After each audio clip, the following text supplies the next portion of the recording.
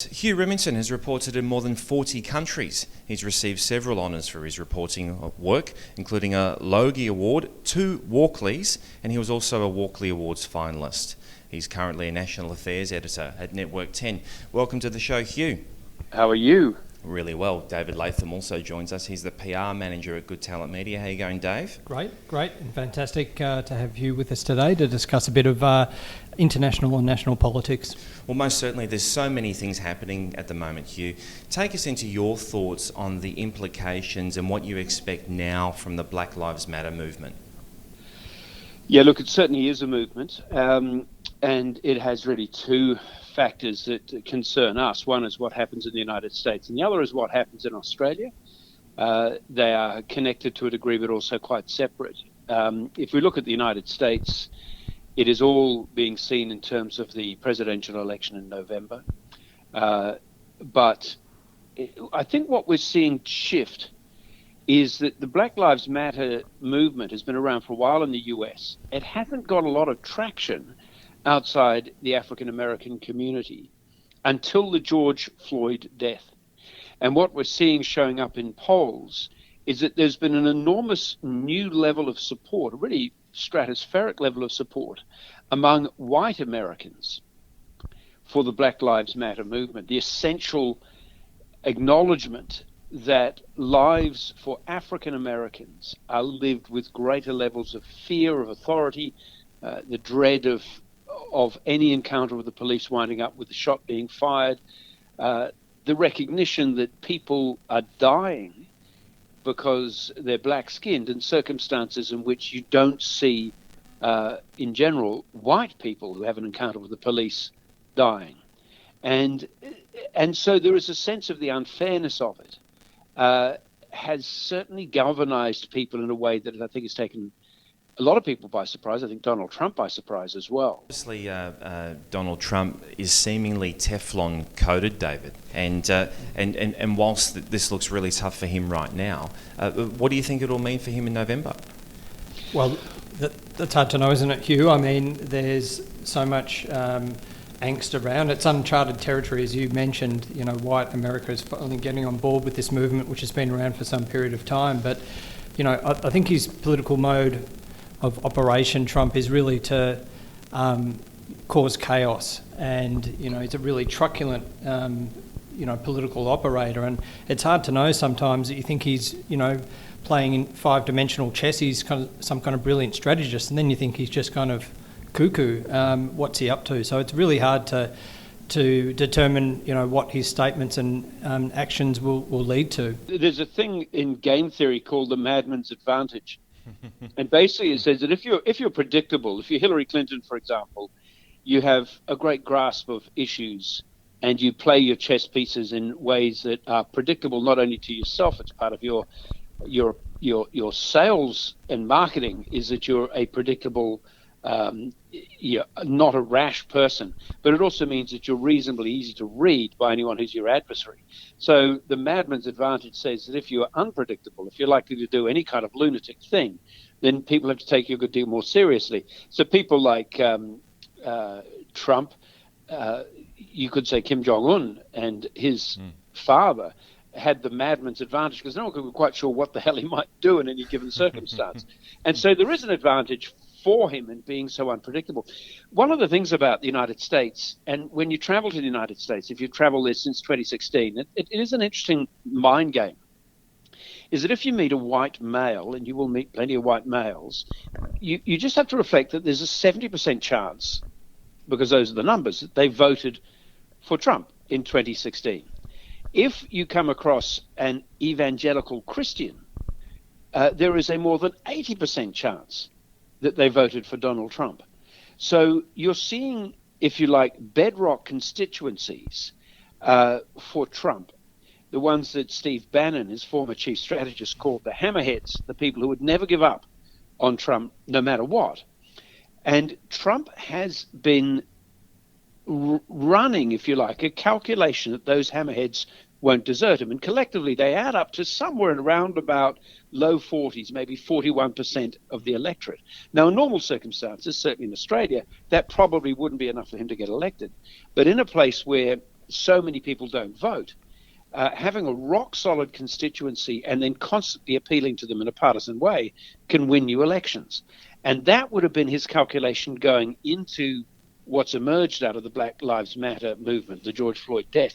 But it just seems to be fraying a little this time, that there's that people are wandering away from it, including older white Americans who felt themselves let down through the COVID pandemic response as well, are drifting away, it would seem. Well, I guess also the success of the Democrats now to leverage from this all comes back to Biden's ability to attract votes out of this and to get voters to the booths. So David, what do you think of Joe Biden's performance through this period? Well, I mean, you have to say Trump is the master of pinning someone with a caricature, and has described Biden as Sleepy Joe, which, kind of, you can see how that would stick. But Biden is very much a political insider, and over the last few elections, it seems to me, in America, the outside runners get a good go at it. So Bill Clinton originally, unknown from Arkansas, the same with Barack Obama, and Trump is an outsider as well. So, when you're seen as part of the furniture and establishment, and people seem to be so disenfranchised with the political system there, it's hard to know if it's an advantage, but he offers stability against the kind of crazy eruptions of Trump, and that might be how he plays it to make it very distinct. And Hugh, in helping Joe out, Barack Obama's come out to say that he's prepared to put as much time as possible to this upcoming campaign. Do you think that's good timing? Well, they've always been close, and Obama, as he left office, was full of praise for Joe Biden as a vice president. I think that Biden would have been an excellent prospect 4 years ago, 8 years ago, even 20 years ago. I think there are real concerns with Biden that if you look at his speech patterns, he doesn't seem to be completely in command of his own linguistics. He stumbles his way through stuff. I mean, it's a serious issue. He can say things which are quite plainly incoherent. Now, he wasn't always like that. And so what you have to wonder is that a 77-year-old man not managing well, he is years older than Ronald Reagan was. He was 70 when he became president, when he was inaugurated. And Reagan was considered to be, by some, to be too old for the job. Certainly by the end of his terms, he was starting to show clear signs of dementia, and he left office. He was 78 years old. So he's basically, Reagan left office at the time, more or less, give or take a couple of months. Biden is trying to get into office. And that would concern me. I think that's an excellent point you're making there, that it's been, for a long time, an outsider presidency to be won. The last establishment conservative to win the presidency was George H.W. Bush, George Bush Sr., because Bush Jr. wasn't an establishment figure within the Republican Party, even though his father had been president. He came from a different sort of Texas outlaw type of shtick, and sort of had a swagger associated with the neocons, wanted to turn over a lot of the establishment sort of globalist thinking that had took place by previous Republicans. So it's been a long time since you've had a real establishment figure be president of the United States. Some of them over time become more establishment. But so to turn back to Biden would be interesting. But it may be that the electorate's had enough of essentially the wingnuts and the mavericks, and they just want to have some safety for a few years. But that, of course, makes the vice presidential pick of Biden so critical. He said he's going to pick a woman. He's under enormous pressure to pick a black woman. And then people will be voting on that vice presidential pick as much as they're voting for Biden himself. Okay, well, coming back to Australia, what do you make of the federal Labor implications of this huge scandal in Victorian Labor right now? So this is the branch stacking issues that are involved. The Aidan Somyurek, who has now quit the Labor Party, has quit the Victorian cabinet, or been sacked essentially. It's really curious because he hasn't been sacked for branch stacking. He hasn't been sacked for using taxpayer-funded staffers to organise the sort of internal machinations of the Labour Party to accrue great power to himself. He's been sacked for the use of homophobic and sexist language. So it's a bit like when we saw Bridget McKenzie, the former sports minister, deputy National Party leader, who got sacked over sports rorts, not for the major crime, which was the rorting of taxpayer funds in the sports rorts funding scandal, but for the fact that she had an undeclared membership of a gun club. This guy's been done for his language, not for his primary issue. But I imagine that's an interim step that Andrews can make right now, and then IBAC and other investigations will take place. But David, isn't this what everyone hates about the Labor Party? This projection that it's all about the faceless men, and then you wake up to breakfast television this morning and who's on? Bill Shorten talking about this very issue.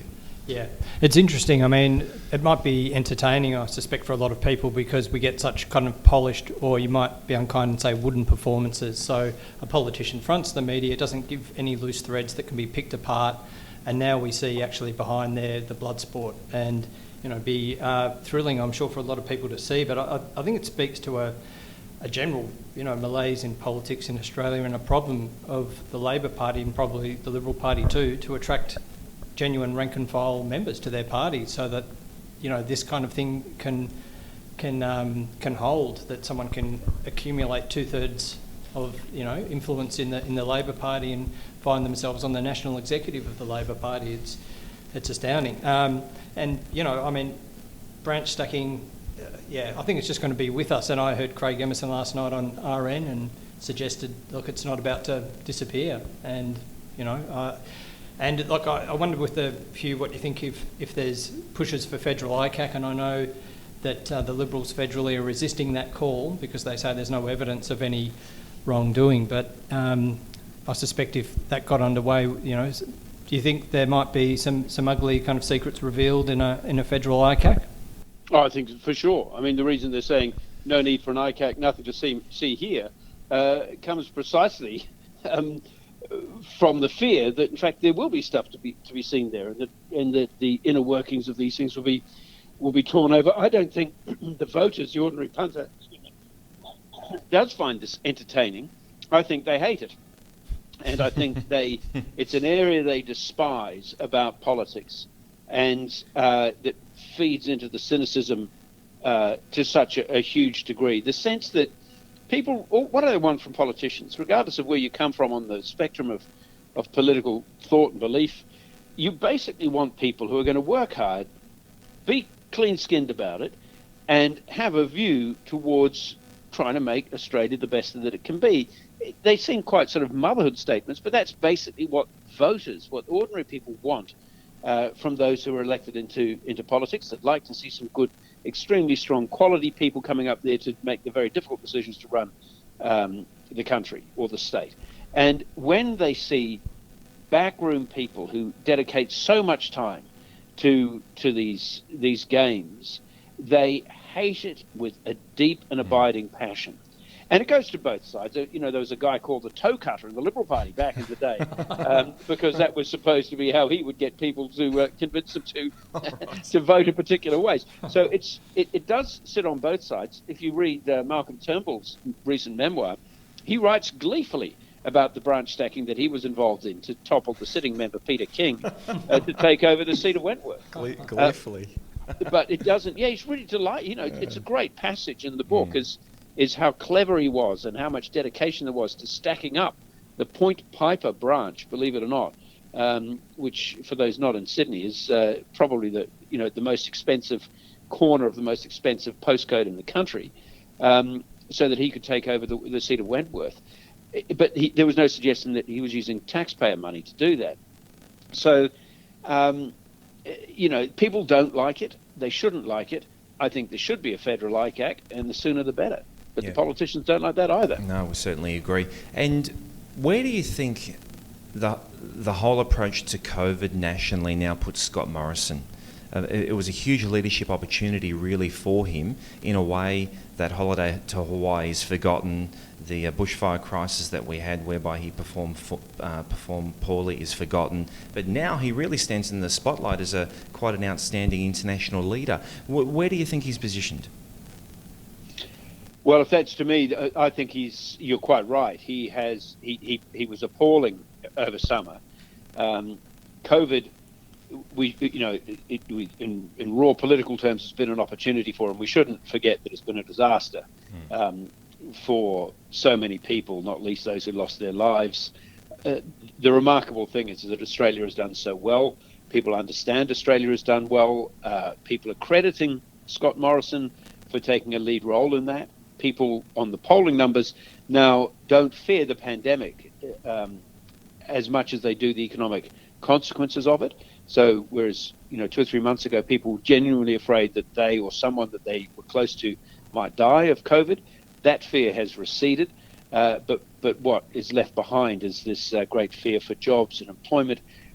We hear from Scott Morrison that $100 billion has been stripped out of our economy since December of last year. That is enormous. And that he says that it is he's not going to be making any false promises that he can save everyone's jobs or their businesses. Essentially, he is now charting a way out of this, which says it's not going to be government-led. So it's not going to be stimulus spending off to the never-never. He says it won't be excessively austere, but nevertheless, he's leaving hanging that it will be austere. He's basically saying, we'll make some reforms, we'll do some things to make it easier for business to get going, but businesses are going to fail and jobs are going to go. But that is the mechanism that is going to be the fastest to essentially re-engineering energy and life back into the economy to get us growing again. Labor, and a major point of difference, which they'll take into the next election, believes there should be much more government support funded by taxpayers, but more particularly by debt, to keep the economy, supported by the central government and to keep those jobs supported. And that's going to be a big choice for Australians as to which one they think is going to be the better path for us. Well, David, you'd have to think this is a tough pathway to Albanese's potential prime ministership. Yeah, look, I think they've already said, Labor power brokers, that they recognise that next election is going to be very tough to win. But the fact is, Morrison is going to be pulling the JobKeeper rug out from underneath the economy. And as you said, Hugh, he's not looking to save every job, although he may look at particular sectors that might have a multiplier effect. And infrastructure sounds like the way they're going through construction.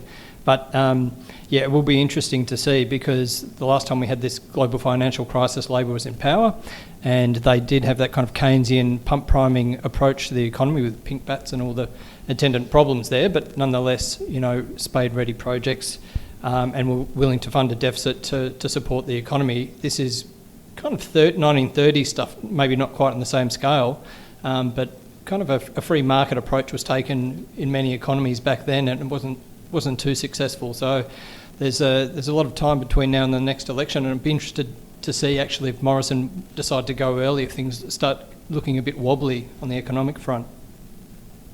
Yeah, in many ways, in terms of the political cycle, it's not that far the next election as I see it. It's 2 years. So if you look at it at the moment, the numbers are still going into greater and greater negatives. Both job numbers, we're expecting them on Thursday, but also the effect on the deficit will flow through this financial year, falling into next financial year. So those are all big negative numbers. The OECD suggests that in the next calendar year will rise by 4%. That's a kind of the bounce back a little bit off the bottom.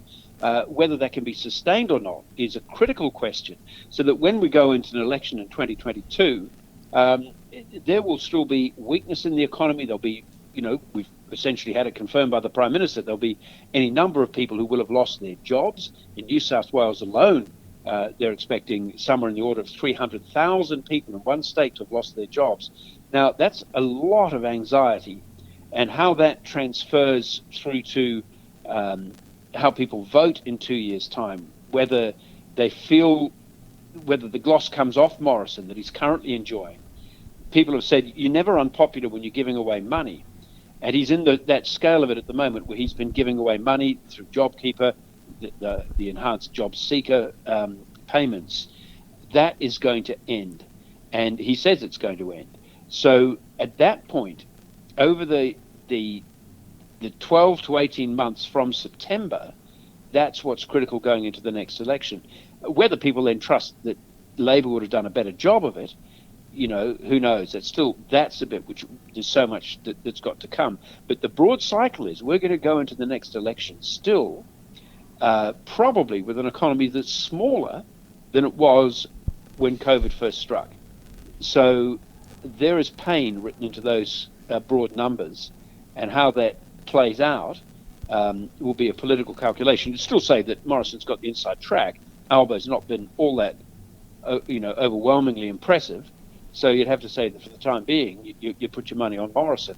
But for people and where they're living, we shouldn't imagine that we are remotely out of the woods with this. We've got a lot of pain still to come. Hugh, you've had a fantastic career. You're the National Affairs Editor at Network 10 right now. You've had so many roles. We've watched you on TV for so long. And media's so different now, isn't it? We're all doing podcasts and there's been huge digital disruption. Where's your joy and fun in the role at the moment? What are you really enjoying getting your teeth into? Oh, well, look, I think one of the things, and particularly as you get older, you realise that you live through history. So nothing is static. And my interest has been, for much of my working life, has been geopolitics. It's what's happening in the world and then the implications for that across the country. These shifts that we're seeing, the power dynamic shifting between the United States and China, Russia as a disruptive force, then the implications for that for Australia and how that works. These things are constantly in motion, and that's what's fascinating.